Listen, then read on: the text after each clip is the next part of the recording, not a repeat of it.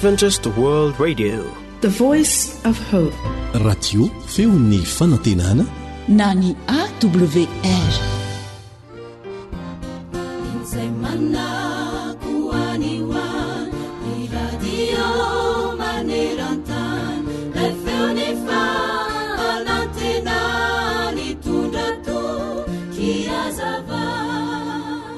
Teny manandanja tsotra sady fohy kanefa feno fanajana tanteraka, ampy ampirindra ny fifandraisantsika amin'ny hafa. Izany teny izany no andeha ho tany saina aminao manaraketo. Ilay teny manandanja voalohany dia ny hoe manahiky afadiso. Ny teny feno fanajana sy manandanja faharoa dia izao: nahavita asa tena tsara ianao. Ilay teny manandanja fahatelo indray dia hoe inona reny zavatra eritreretinao e? Ny teny manandanja ampy ampirindra ny fiarahamonina sy ny fifandraisana fahaefatra dia izao: azonao atao ve tompoko ny teny manandanja fahadimy kosa izay azontsika tany saina nefa feno fanajana dia ilay hoe misaotra tompoko. Ny teny manandanja fahaenina kosa dia ilay hoe isika, ary ny teny manandanja farany dia ny izao. Angamba mety tsy ho mora aminao ny anatanteraka ireo teny ireo arak'izay nampilaharana azy teto, kanefa raha miezaka sy mianatra isika dia hahita fifaliana ary hafinaritra antsika avokoa ny manodidina antsika rehetra. Izao ny voalaza ao amin'ny Galatiana 5:17 ampahery antsika. Fa tanteraka amin'ny teny iray ihany ny lalàna rehetra dia izao: diava ny namanao tahaka ny tenanao. Amen.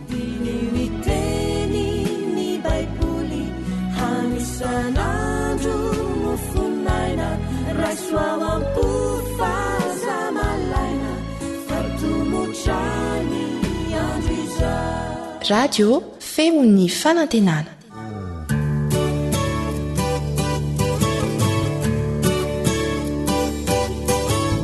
Atolotry ny feo fanantenana ho anao, tsara ho fantatra.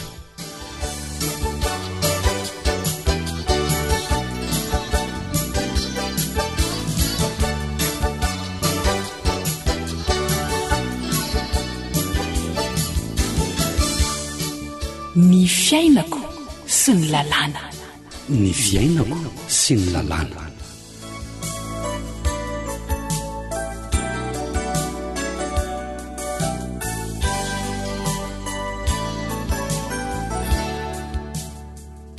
Miarabanao miaraka aminay atao anatin'izao fandaharana tsara ho fantatra izao.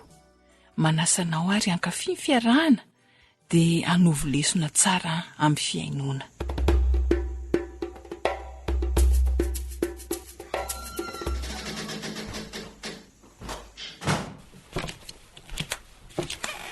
Nataoko tsy nahateny fa ianao ve ahoany? Ny vava samy manana. Nitady any lalao dia nataoko nahita ny lalao sy nahafantatra ny lalao tsara ka. Mba mahaiza miaina ary lalao fa aza dia mitatatata ohatra ny ranovaky a. Mbola ahitanao lozy io vavanao mipetsopetsony io fa ataovy ihany iny. Natao ampiasaina rangaty ny vava fa azafady a. Tongobolo ankalalaoko ka ho tapenam-bafa. Tsy maintsy tsy ataoko miorooroka alavao iny vao mahita avilavitra manomboka izao ho hitanao tsara ne. Dia inona nefa ny tombotsoa azonao amin'ny fampiororona ny kialavao e? Hatray, maninona raha mba miresaka tsotra? Tsisy an'izany eo. Adinony angamba fa tompony vavany ety ka mitady ho andrakandramany. Mitady an-tany basy amin'ny anglisy kialavao iny. Mahaiza mipetraka ary lalao a? Inona? Lalao indreny asianao mipetraka? Dieny mbola mandefitra ny olona. Mahaiza mipetraka zao. Ampanatsony ny zandary vao anditsaka mpitsangana ny tianao. Tsisy anaovanao behivavy zany any amin'ny zandary. Inona? Zany. Fangaza mangalatra. sady tsy mikasitanana fa ny vavako no ampiasaiko rangaty fitaovam-piadianako. Vava manao herisetra. Fa ngako moa misy an'izany ry-dany a? Zay mihitsy no marina ka. De tena mety akanisako any amin'ny zandary tokoa ve zany? Ataovy ary mody ho hitanao ko. Aleo akomboko ny vavako raha izany raiko. Afabarako io sady matahoatra an'ireny aka. Tsy fa miteny aminao avy.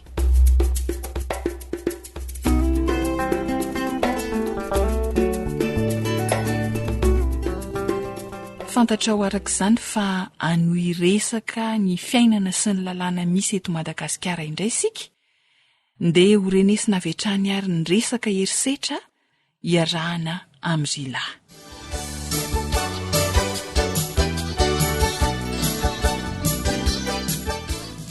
Miarabantsika rehetra manaraka ny fandaharana. Ny mpisolo vava Ravelson mbola tiana trano no fahinin'ny fandaharantsika. Miarabanao tompoko. Miaraba ny mpiainony AWR dia miaraba ny Rila ihany koa. Ny resaka mahakasika ny herisetra sika tamin'ny fandaharana tamin'ny lasa. Mbola ho tohizana izany anio. Fa mba azonao averina amin'ny teny raim-bava ve ny famaritana ny herisetra sy ny endrika isehon'izany herisetra izany tompoko. Ny herisetra dia hoe fampiasana hery amin'ny olona hafa izay miteraka fahavoazana ho an'ilay olona anankiray. Anatin'izay famaritana izay dia hita sady hoe eo zany aloha ilay hoe endrika isehony, dia avy eo milaza ihany koa hoe misy voka-dratsy amin'ilay olona hiaran'ilay herisetra, na ara-batana io na ara-tsaina. Ny herisetra ara-batana no anisan'ny tena ny resantsika teto amin'ny fandaharana. Nasianao tsipiteny tamin'izay fa ny fanolanana dia herisetra. Mba azonao azavaina misimisy kokoa ve ny endrika fanolanana misy raha matoa mpisolo vava? Anisan'ny lohahevitra izay henontsika ombeny ny resaka fanolanana. Herisetra ihany koa ny fanolanana, tafiditra ao anatin'ny famaritana amin'ny ankapobeny atao herisetra ny fanolanana. Izany hoe tsy ny arahana nanaiky ilay firaisana ara-nofo fa niterena ilay olona hiaran'ilay izy, na ny rahonana. Izany zao dia efa anisan'ny herisetra ihany koa. Ao anatin'ny herisetra ihany koa firaisana amin'ny olom-pady, zanaka ohatra, anabavy. Rehefa miaro herisetra izany ilay izy fa tsy misy an'ilay hoe faneken'ilay olona, ary indrindra fa ny firaisana ara-nofo amin'ny zaza tsy ampy-taona. Faritan'ny fehezan-dalàna famaizana moa ny hoe zaza tsy ampy-taona io hoe latsaky ny 12 taona. Raha ohatra hoe ao anatin'ny sokajin'ny zaza tsy ampy-taona latsaky ny 12 taona izany ilay ankizy, ka hoe ny ray ara-nofo tamina olon-dehibe, na hoe ray aman-dreniny, na hoe anadahany efa lehibe, na nisy faneken'io zaza tsy ampy-taona io ara dia anisan'ny misy herisetra ilay izy, satria ny esprit nitondran'ny mpanao lalàna azy dia hoe mbola tsy vorosaina tsara ny zaza tsy ampy-taona. Izany hoe na nisy fanekena raha tao mety hoe drokodrokinao izy, mety tambatambazanao izy dia nanaiky, mety hoe ny rahonanao izy dia nanaiky. Fa raha nisy fanekena ilay izy zany dia raisina ho herisetra foana raha ohatra zaza latsaky ny 12 taona no iraisanao ara-nofo. Ya, raha ao anatin'ny lalàna, manahoana ny sazy miatra amin'ny herisetra ara-batana. Ny fehezan-dalàna famaizana dia mamaritra ihany koa ireo toe-javatra manamafy ny sazy, manaratsy kokoa ny sazy. Izany hoe amin'ny teny baiko izy hoe circonstance aggravante, ny sazy izay mety miatra zany amin'ilay olona manao herisetra. Ohatra amin'izany fanaovana herisetra ny vehivavy efa hita ohatra hoe bevoka, efa hita maso zany ilay izy, dia efa hitanao ilay zavatra nefany mbola nanaovanao herisetra ihany ilay vehivavy. Ny herisetra mety voaray ao anatin'ireo voalaza rehetrarehetra teo hoe kastanana na fanairana na fandrahonana na koa hoe fanolanana. Vehivavy mitondra voka zany. Dia arakaraky ny izay vokatra ilay herisetra sy ny momba n'ilay olona nanaovana ny herisetra zany mety ampitombo ilay sazy miatra amin'ilay olona, mety manaratsy kokoa, manamafy kokoa an'ilay sazy miatra amin'ilay nanao an'ilay herisetra. Herisetra natao tamin'ilay vehivavy ohatra hoe hafa-jaza izy, na hoe niditra hopitaly izy vokatr' ilay erisetra natao taminy na nitarika fahafatesana ho azy mihitsy ary ilay erisetra dia mitombo arakarak'izay zany a ilay sazy miandry an'ilay olona nanao an'ilay erisetra. Ya, zay a ny endrika erisetra ara-batana raha matompo solovava. Dia mbola misy endrika erisetra akoatran'izay ihany koa ve tompoko? Erisetra hafa ihany koa dia amin'ny ara-tsaina. Tsy voatery hoe maratra zany ilay olona vao mitombona ny atao erisetra, fa tafiditra ao anatiny ihany koa ny fahavoazana ara-tsaina. Ny teny mahery vao anatin'ny erisetra, teny mandratra tak'izany ohatra ny opa, ny fitenenan-dratsy, ny fanalam-baraka, etsetra etsetra. Ao anatin'ny fisehoan'ny erisetra ara-tsaina ihany koa ny fandrahonana. Fandrahonana io mety hoe natao am-bava, mety an-tsoratra, mety amin'ny alalan'ny sary. Amin'izay hoe raha soratra na sary zay tompoko, dia ahoana moa zany no ilazana fa fandrahonana zay le izy? Ny fandrahonana dia misy fepetra miaraka aminy. Ohatra hoe vonoko ianao raha tsy manao an'izao zavatra izao, vonoko ny zanakao, na hoe mpizinoko raha tsy omenao vola mitetina ohatra hoe 2 millions de francs ako. Raha araka ny resaka rehetra ny fanaovantsika teo zany dia tsy maintsy misy fiantraikany amin'ny olona iarany ny erisetra. Mba azonao lazaina amin'ny mpiaino antsika ve zany fiantraikan'izany mba ahaizana mitondra tena, mba ahaizana ihany koa mitandrina? Ny erisetra dia misy voka-dratsy, izay zany rehefa voalaza teo. Mety ho hita maso ilay izy mety tsy ho hita maso. Raha ny hita maso no jerena dia hoe fahavoazana ara-batana.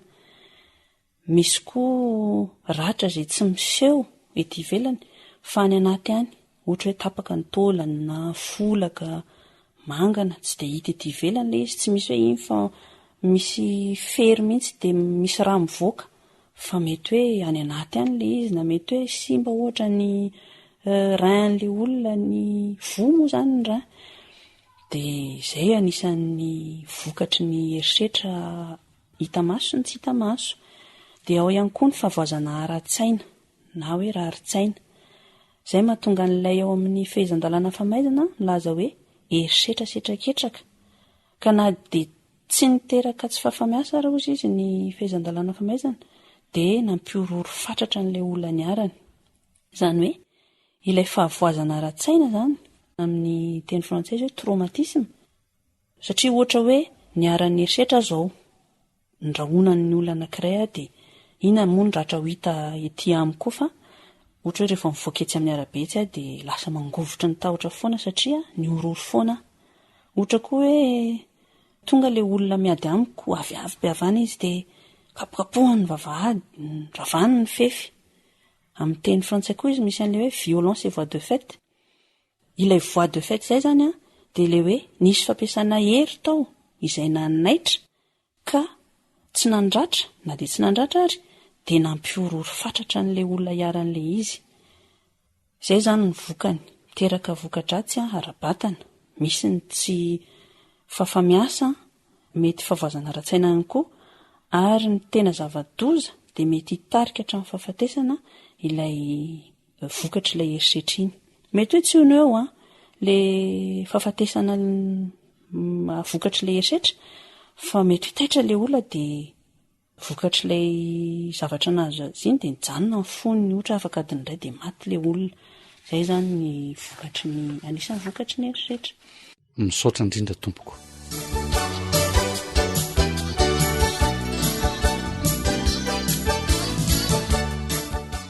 Mino izay fa tsy misy aniry hanao erisetra amin'ny hafa. Efa fantatsiaka izay ny atao hoe erisetra sy ny endrika isehoany dia andao hiezaka hanatsara ny fiarahamonina misy atsika e. Izany indrindra no teny soratra masina ao amin'ny Tesalonianina 1:4-12 manao hoe mba handehananareo amin'izay fitondrantena mahamendrika amin'ny eo ivelany ary mba tsy hanan-java-mahory ianareo. Ho tanteraka amintsika ne izany tenin'Andriamanitra izany.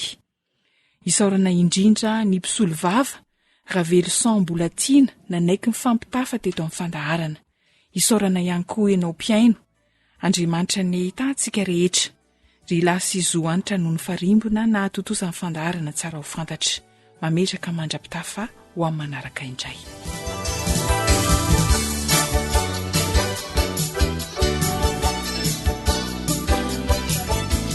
AWR téléphone 034 06 797 62 033 07 170 70. AWR manolotra ho anao feon'ny fonantena.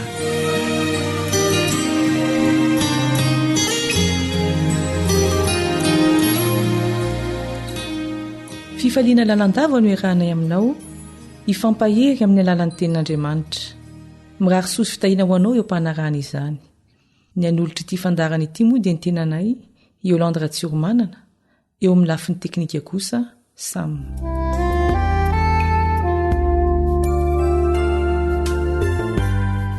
Maro ny manataleta na eo amin'ny hira na eo amin'ny fanatanjahantena, tsy nahita famboazana loatra ao amin'ny firenena misy azy. Kanefa noho injay ny voaka ny tanindrazany dia lasa malaza be sy ankafiziny maro. Ohatra iray amin'ireny ny mpanao baolina kitra anankiray Eric Cantona, izay teratany Frantsay nefa tany Angleterre ny tena nampalaza azy. Nomena ny anarana hoe King Eric na Eric Mpanjaka satria mpanjaka ny baolina kitra tokoa izy tany amin'ny club nisy azy tany Angleterre. Dia tonga amin'ilay fitenenana hoe mpaminany tsy masina taniny. Fa ahoana tokoa moa no ny andohany io fitenenana io? Meloana indraisantsika ny Baiboly dia hiara-mivavaka aloha isika.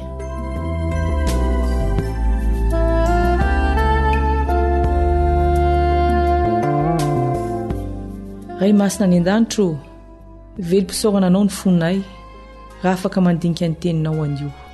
Meteza ianao hiaraka aminay amin'izany ary hanampy anay hatakatra izay tianao hambara aminay. Amin'ny anaran'i Jesosy mpamonjy no angatahana izany vavaka izany. Amen.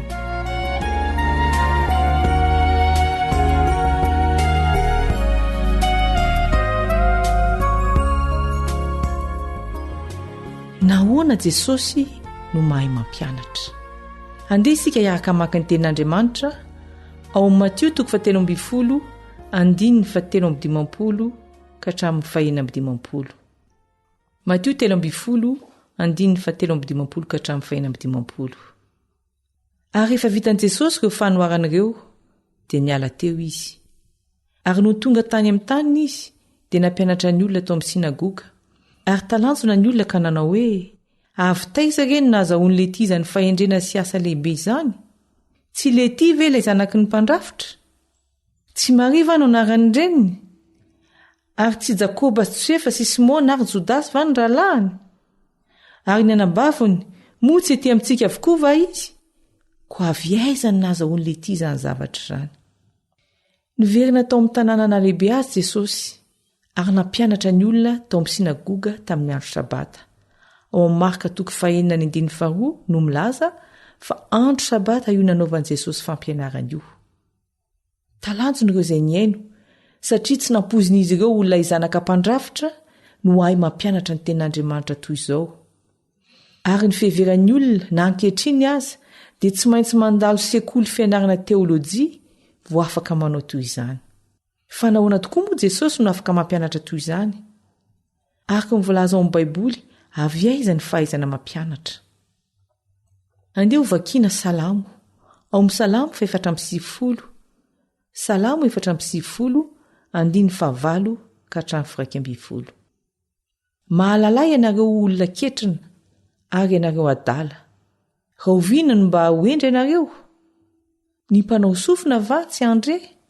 Ny mpamorona ny maso va tsy ahita? Ny mpampianatra ny jejiliza va tsy hananatra? Dia izay mampianatra fahalalana ny olona. Jehova ny mahalala ny hevitry ny olona, fa zava-poana izany. Ny mpanao salamo eto dia milaza fa Jehova Andriamanitra no mampianatra fahalalana ny olona. Izy no mpamorona, ka izy no tena mahalala ny olombelona no ariny. Ao amin'ny boky ny Isaia indray, Isaia 7:7 ka ny 7:7. Isaia 7:7 ka ny 7:7. Izao ny lazain'i Jehovah mpanavotra anao, dia ny Ray Masin'i Israely. Izaho Jehovah Andriamanitra ao no mampianatra anao, ahita soa, sady mitarika anao amin'ny lalana tokony alehanao. Voalaza atao amin'ny boky ny Isaia fa iray ihany no tena mpampianatra ny soa sady mitarika amin'ny lalana tokony ale, dia Jehovah Andriamanitra. Ao amin'ny filazantsara indray, filazantsara ny soratan'i Jaona 4:4 andininy 4:30. Jaona 4:4 ka ny 4:30. Hoy Jesosy taminy, ny aniko dia ny manao ny sitrapony izay naniraka ahy sy ny mahavita ny asany.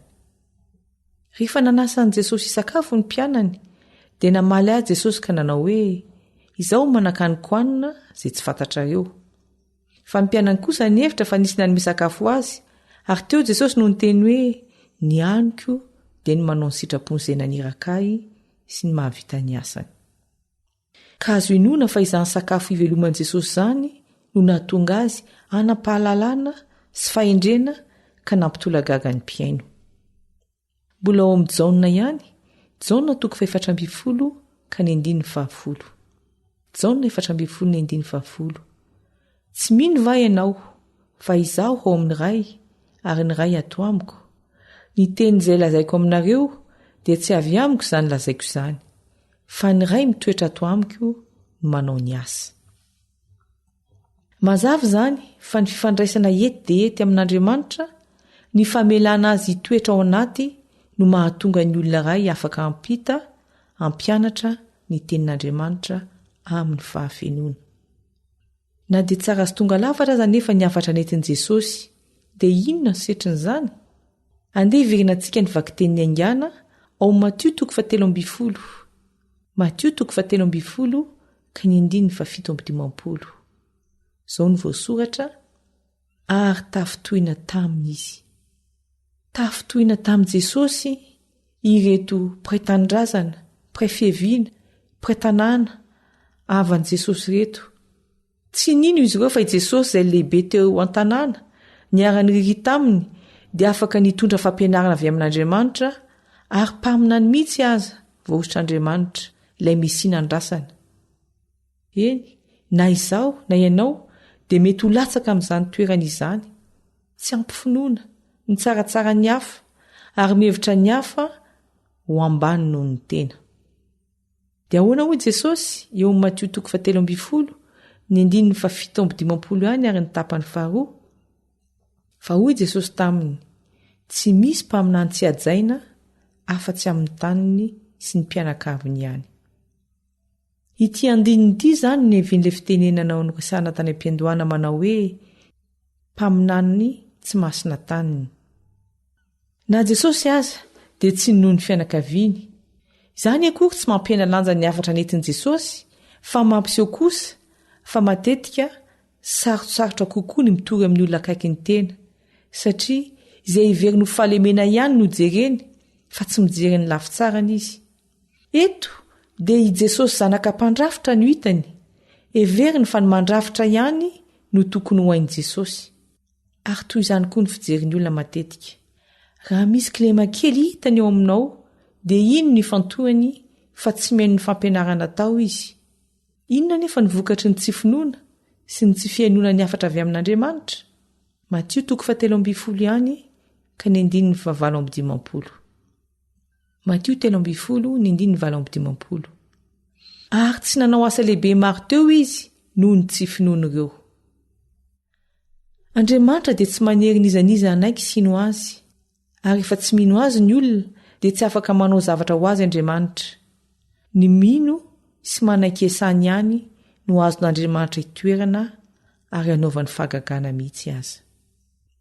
Raha tsy nanandrany Jesosy ny olona tany amin'ny taniny, ianao koa ve mba hanao toy izany sa hanaiky ny fampianarana izay nentiny tety ambony tany? Moa ve ianao hijanona amin'ny famakafakana ny mombamomba ny mpitondra ny tenin'Andriamanitra ary itsikeran'ny fahalemeny, sa kosa ioatra izany ary hanaiky fa fitaovana ampiasan'Andriamanitra ny olona izay manaraka azy? eny tokoa anatra ho ahy sy ho anao ity voalaza ao Matio 7:20 ity izay manaingahy sy anao ino an' Jesosy iaino ireo mpitondra ny afatra avy amin'Andriamanitra ary anao asa lehibe ao amintsika tsirairay ny tompo sy mpampianatra antsika. Amen. Mbola hiara-mivavaka isika.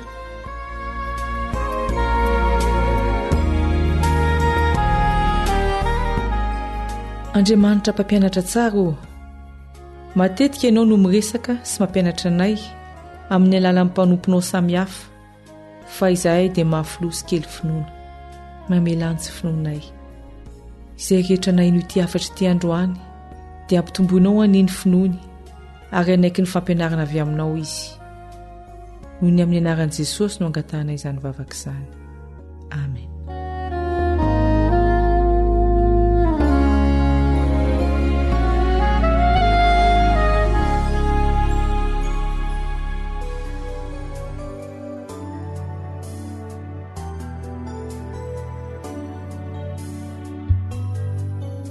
Antoko-pihira mahatony.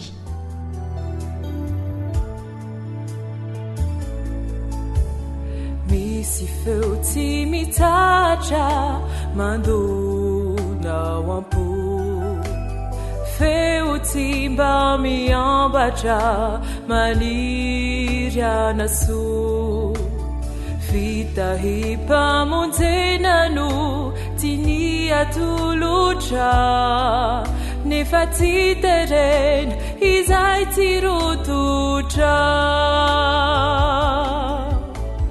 Raiso fa fitiavana,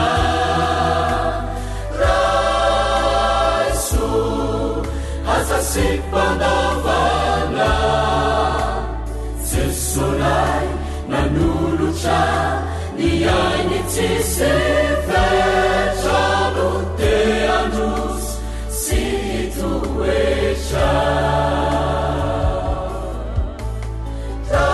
Raiso fa fitiavana, raiso asa sy mpandavana, Jesosy nanolotra ny ainy tsisy fetrano te androzy sy toetra.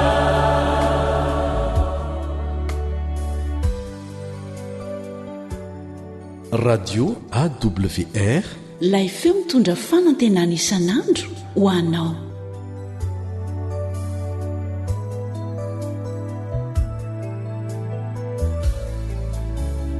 Efa elany andrasana ilay tomponao, ny afaratany ampasana fitiavany anao. Ovalio lay fonity Jesu ny tanany, fa fitidory ny fitiavany. Raiso fa fitiavana, raiso asa sy mpandavana, Jesosy nanolotra ny ainy tsisy fetrano te androzy sy toetra. Raiso fa fitiavana, raiso asa sy mpandavana,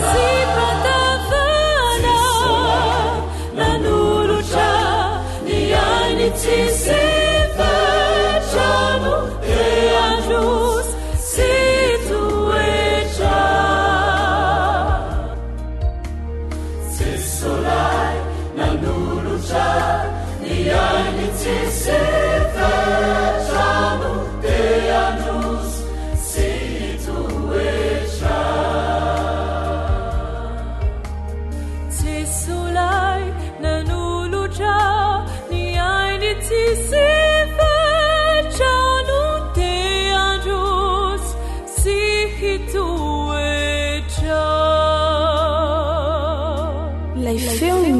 fanantenana.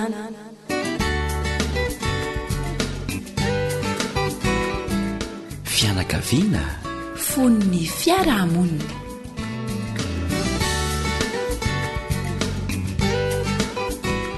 mandombaravarana antsika ato antokatrano ato ny feon'ny fanantenana. Miaraka aminao eto amin'ity anio ity ny namanao Eliandre Mitanso. Miarabany dada, miarabany neny, miarabany zoky, zandry, ranabavy sy rahalahy. Tonga indray fotoana izay rahantsika mitafatafa izay verina fa ahasoa ny isam-pianakaviana. Ifantoka manokana amin'ny toeran'ny reny eo anivon'ny tokantrano ny resadresaka ataontsika amin'ny ity anio ity. Inoko fa afinaritra antsika izany.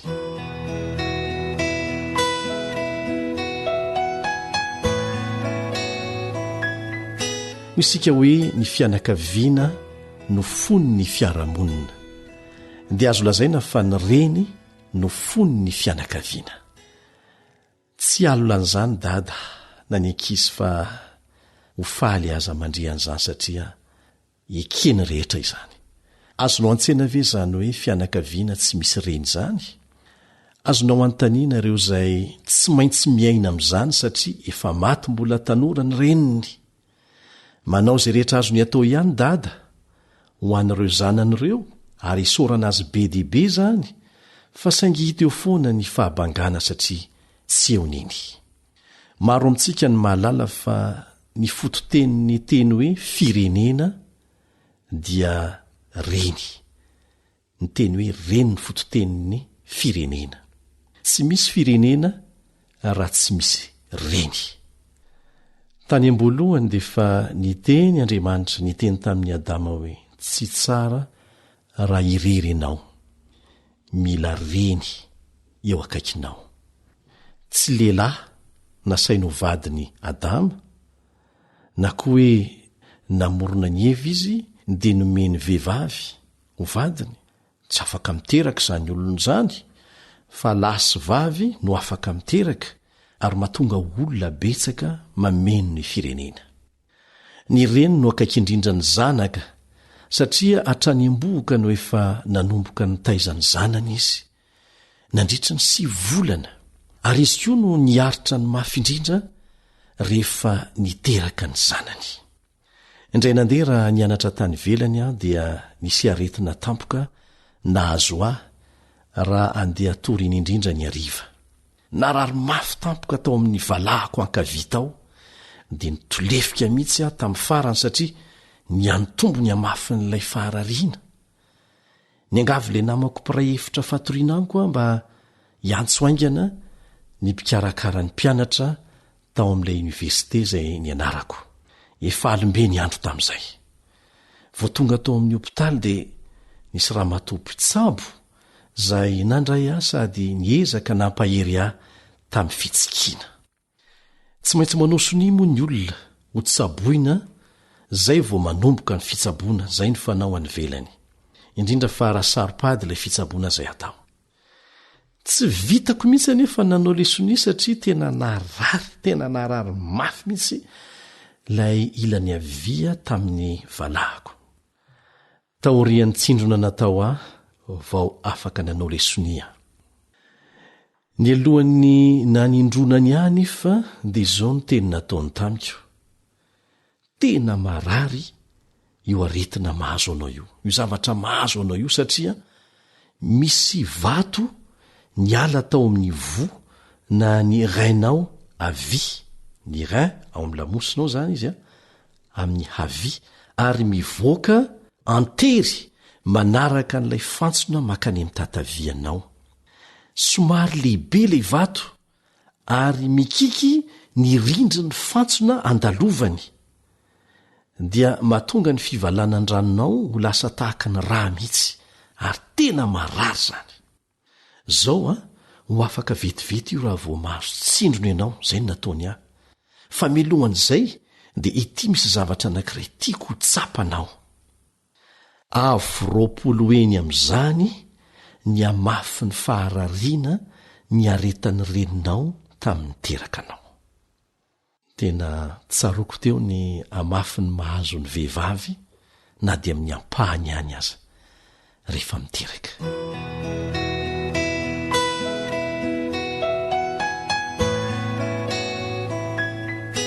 Ankoatra ny fitondrana ny zanany 7 volana dia mbola mafy dia mafy niatra tamin'ny neny rehefa niteraka ny zanany.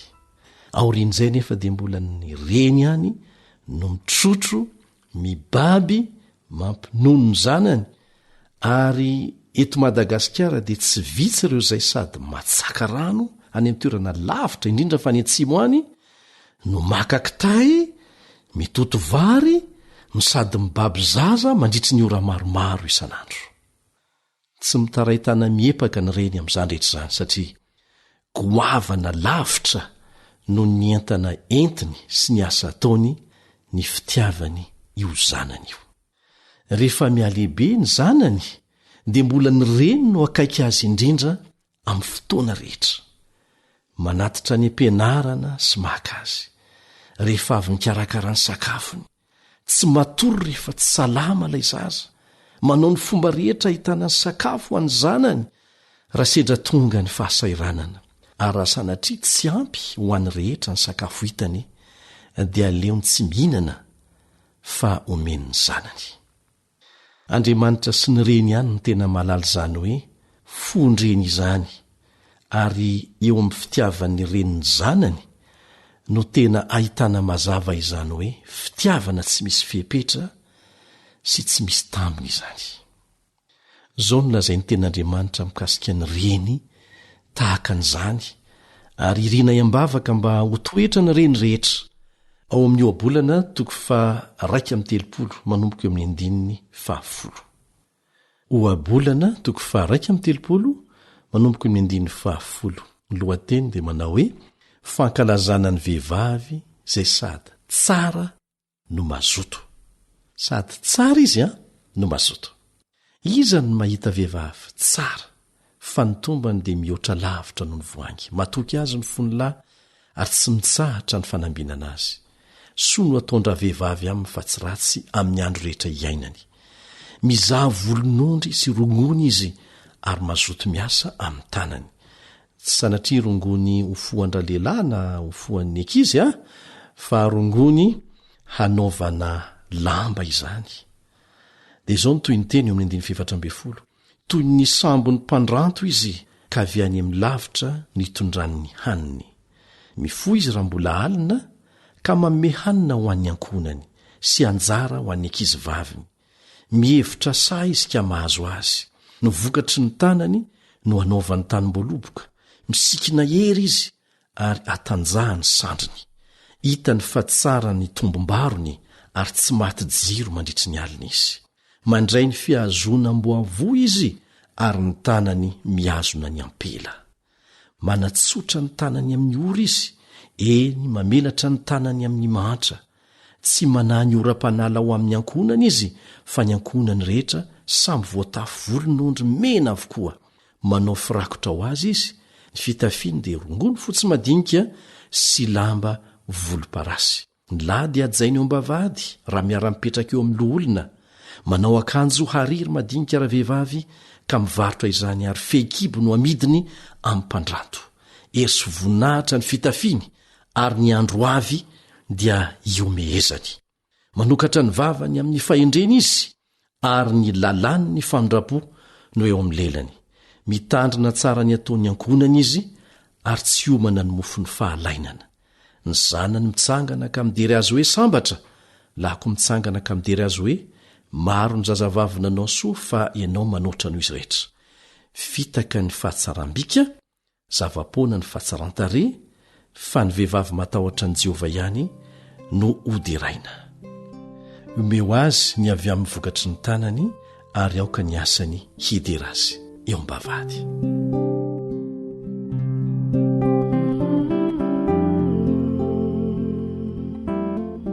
Rehefa tonga ny fotoana izay tsy maintsy andao zany zanany azy no ny fianarana na ny fanabadiana, dia tsy adinina ovinana ny mitondra mibavaka io zanany io isan'andro. Tsy vozonana, tsy terenana. Tsy vozonana, tsy terena.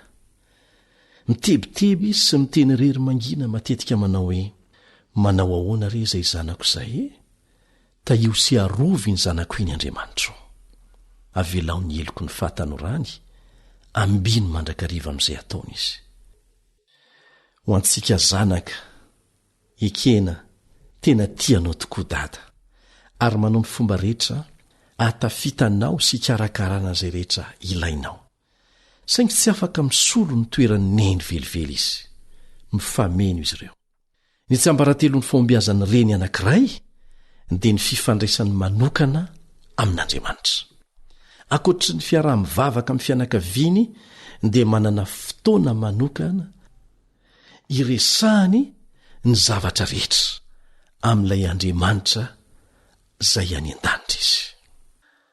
Nisy reny mpianakaviana anankiray tena nahantra tokoa indray mandeha. Indray andro dia tapa-kevitra izy ny antso radio kristianina anankiray tamin'ny alalan'ny antso an-telefônina mba hangataka fanampiana. Tsy afaka niasa intsony ny vadiko izy ary manomboka miasarotra amiko hatrany hatrany ny miantoka sy mitady na dia sakafon'olona iray isan'andro aza ho an'ireto zanako miisa 9 ireto. Dia betsaka moa ny olona naheno zany antso an-telefônina nataony tamin'ity radio ity zany izay natao mivantana moa dia tohina ny fon'ny olona. Tamin'ny fotoana niantsony tireny mpianakaviana ity indrindra nefa no endro nisy lehilahy ratsy fanahy nandre zany ka nanapa-kevitra ny sompatra sy hanala baraka an'Andriamanitra amin'ny alalan'ity reny mpianakaviana ity. Zay ny tanjony. Dia inona no nataonao ianao? Nalainy ny adresin'ilay ramatoa dia niantso ireo mpiasany ity rangahy ratsy fanahy ity mba handeha etsena hividy zavatra omena n'ity reny mpianakaviana ity.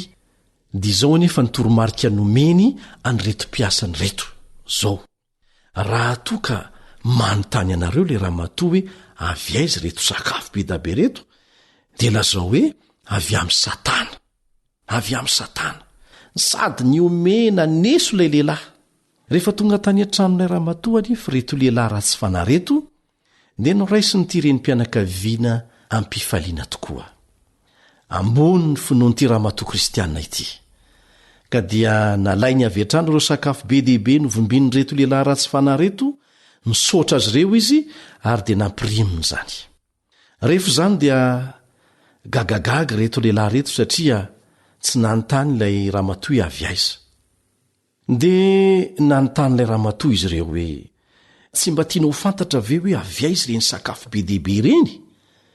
Dia tamin'ny pahatsora-po no namalin'ilay reny mpianakaviana azy ireo hoe tsy ilaiky ho fantatra akory ny olona nanome reto sakafo reto, fa izao isaorako betsaka izy satria rehefa mibaiko Andriamanitra na dia Satana aza tsy maintsy manaiky azy. Rehefa mibaiko Andriamanitra na dia Satana aza tsy maintsy manaiky azy. Fampairezana ho an'ny reny rehetra izany izay mivavaka, fa Andriamanitra dia afaka mampandresy azy amin'ny olana rehetra mahazo azy, ninninona karazan'ilay olana. Ny reny mivavaka dia reny tsy maintsy mandresy ary tsy misy zavatra tsy azo ndresena miaraka amin'ilay Andriamanitra izay tia azy, ilay Andriamanitra namorona sy namonjy azy.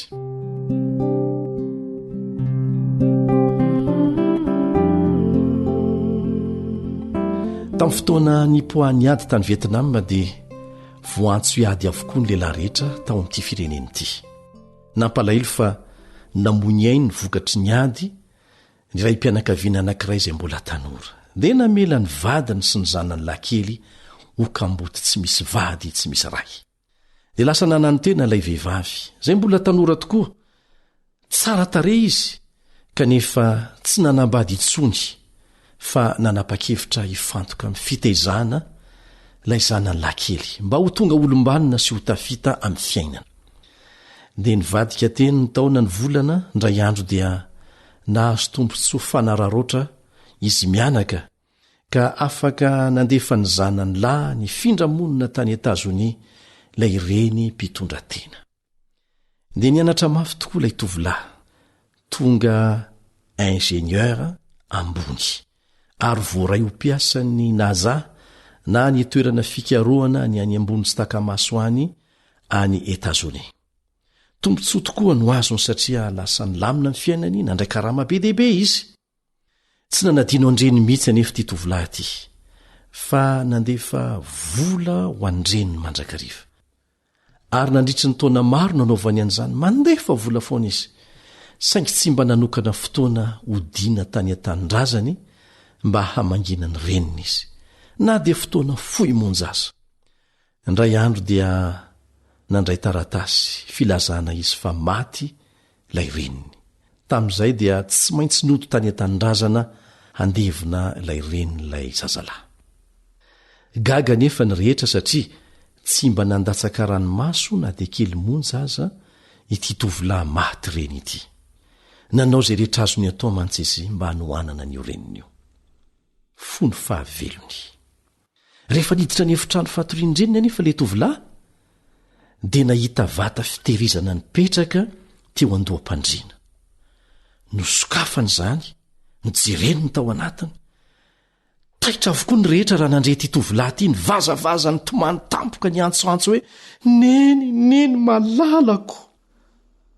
Lina ny olona, fa inona no nitranga, dia lasa nijerina nantona ilay tovolahy ny tomany. Indro raha zazalahy niondrika nijery ilay vata fitehirizana hipoka vola $100 be dia be. Amanetsy ny maro be dia be raha tombanana amin'ny volantsika izany. Nisy taratasy teo akaikin'ilay vata ary izao nivakin'ilay taratasy. Ry zanakolahy malala, tsy nakafiry tamin'ireo volana lefanao aho, fa ireo izy ireo. Tena malahelo anao mafy tokoa amantsy. Isaky ny mandre fiara na feoana moto mandeha ao an-tokotany aho, dia nanantena trano fa ianao ilay zanako malalako no tonga hamangy ahy. Nefa indrisy fa tsy ianao izany. No tehiriziko avokoa ireo vola nalefanao mba ho anao raha sanatria marary ianao, na mety misy ilanao izany. Zanako tiako, zany fitiavan-dreny. Na zanaka efa mahaleo tena aza, dia mbola mitovy amin'ny fiahiny azy fony zaza ihany ny fiahiny azy. Na ray ianao na zanaka, dia ny mbola velony neny, dia atao izay rehetra azonao atao, hivavahana ho azy, hanampiana azy, mba tsy hanenenanao rehefa mody mandry izy. J'étais là le jour où tu es né. Tes tout premiers pleurs, oui, je les entendais. Alors que tu l'ignorais, je te voyais grandir, et j'ai maintenant quelque chose à te dire. Tu restes à mes yeux toujours un enfant, à tes besoins d'amour, mes bras ouverts pour voir. Et même en grandissant, souviens-toi et comprends, tu restes à mes yeux toujours un enfant.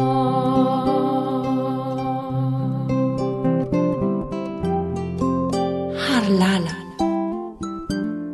J'étais là dans tes premières prières,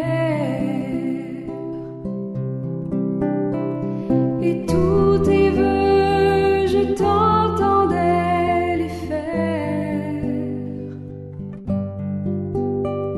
Quand tu venais en pleurant, disant mon Père, j'ai péché, je t'ai reçu et je t'ai relevé.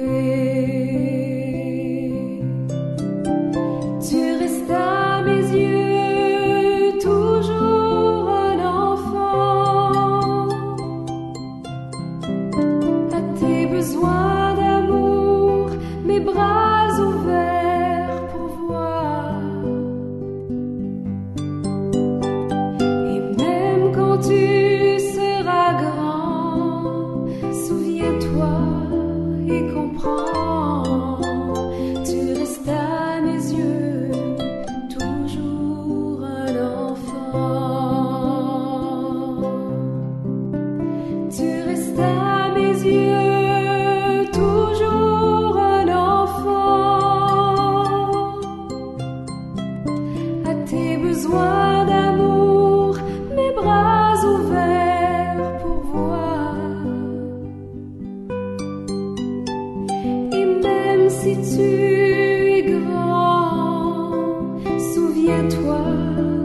comprends. Tu restes à mes yeux toujours un enfant. Tu restes à mes yeux toujours un enfant.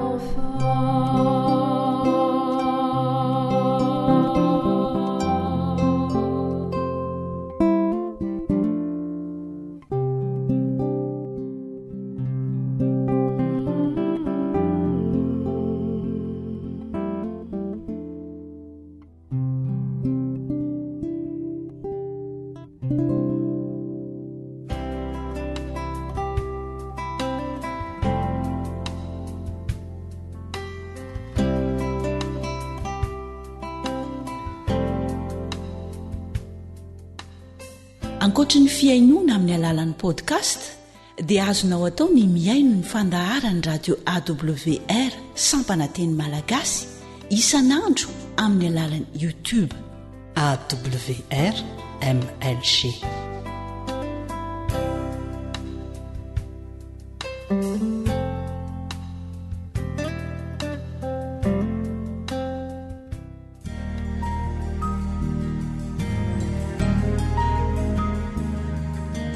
Faniteninao no fahamarinana.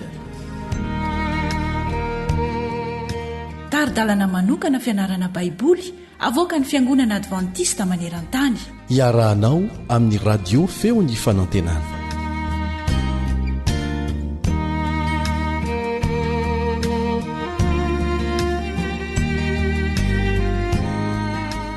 Finaritra ry mpiara-mianatra namana ho faranantsika anio ny fianarana an'ity lesona ity izay ny fantoka betsaka tamin'ny toetra. Asainanao anaraka izany hatramin'ny farany.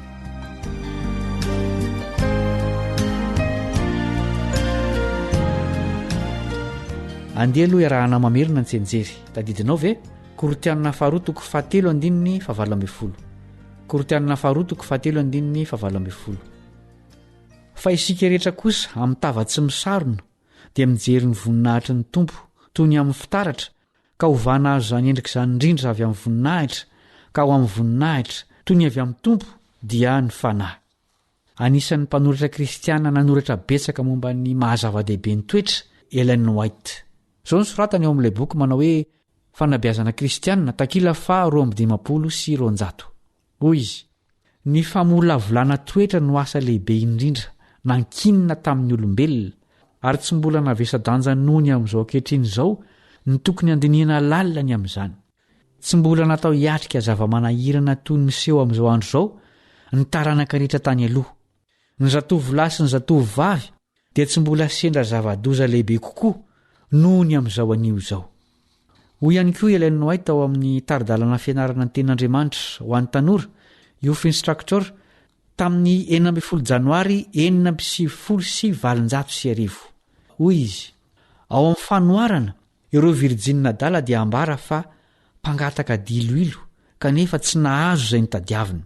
Izany dia tandindon'ireo izay tsy nanomana ny tenany tamin'ny alalan'ny famolavolana ny toetrany mba hajoro amin'ny fotoatsarotra. Toy ny hoe mankany amin'ny namana izy ireo ka manao hoe omeo ahy ny toetranao, raha tsy izany dia ho very aho. Tsy azo niendry atao ny mizarany diloilo ho an'ny fanilo mitsilopolopon'ireo virjinina dala. Tsy azo afindra ny toetra, tsy azo vodina na amidy izany, fa volavolaina sy ahorina mandritra ny fiainana. Nomen'Andriamanitra tompontsoa fanararoatra ny tsirairay mba hamolavolany toetra mahatoky sy marina mandritra ny androm-pahasoavana, fa tsy nomeny kosa ny fahafahan'ny olona iray mizara amin'ny hafa ny toetrany izay voaoriny tao anatin'ny fotoatsarotra tamin'ny alalan'ireo lesona ny raisiny avy amin'ilay mpampianatra lehibe mba hanana ny faharetana ao anatin'ny fitsapana, ary koa finoana azahoany mampifindra ireo tendrombohitra tsy azo ioarana. Andeha ho antitra teritsika reto hevitra vitsivitsy reto ho famarana na ny fiarantsika mianatra. Mianarantsika fa tena zava-dehibe eo amin'ny famonjena mihitsy ny fananana toetra araka an'Andriamanitra. Noho izany, tokony ho lara-pahamena eo amintsika ny famolavolana azy. Sarotra ho antsika ny manao izany famolavolana izany amin'ny fotoam-piadanana. Soa ihany fa avelan'Andriamanitra handalo fanadiovana amin'ny fahoriantsika mba hamerenana antsika ho amin'ny fitoviana aminy. Nandalina ny amin'ny andraikitry ny fiangonana koa isika, izay tokony hiara-iasa ampiralahiana. apetrao aminao sy amin'ny mambra ny fiangonanao zao fanontaniana zao. Manao tsara iny andraikitra amin'ny mahatenan'i Kristy azy ve zaho sy ny fiangonana misy ahy? Maneho tsara ny tompo ve zahay amin'ny mahavondry ny mpino anay? Aoka ho tsaroana mandrakariva fa ny antopy ny fiangonana dia ny aneo ny fahafenoany toetra ny Jesosy. Iverina amin'ilay famolavolana toetra sika. Tsy hoe hiezaka hanana toetra tahaka ny an'i Jesosy sika mba ho vonjena. Tsia.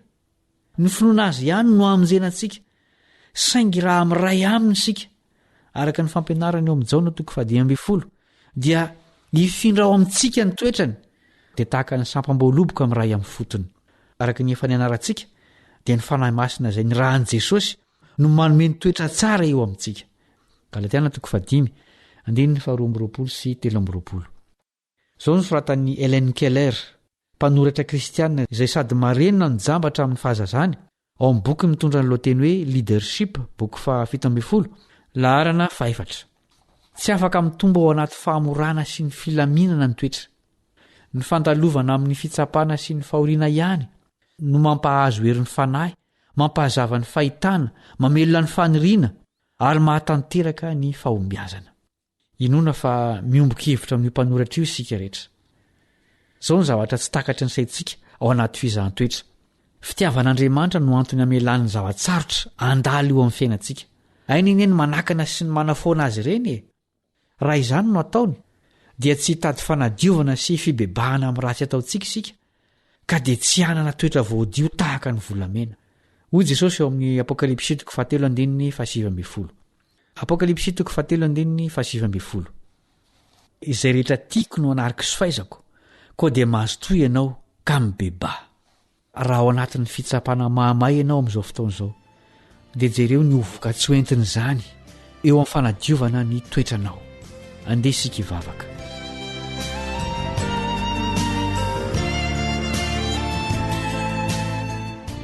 Rahainay izay any an-danitro, misaotra satria te hamerina ny endrikao eo aminay ianao. Ny anaranay fa ny fahoriana no anisan'ny mahomby amin'izany.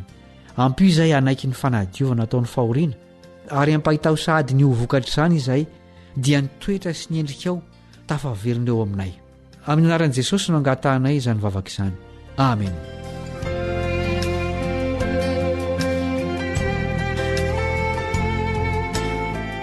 Raha sitrapon'ny tompo dia mbola hiara-hianatra lesona hafa indray isika amin'ny fotoana manaraka. Mirary ny fahasoavan'ny tompo ameno ny fiainanao ka le mandretsikivy mpiara-mianatra aminao. Veloma tompoko.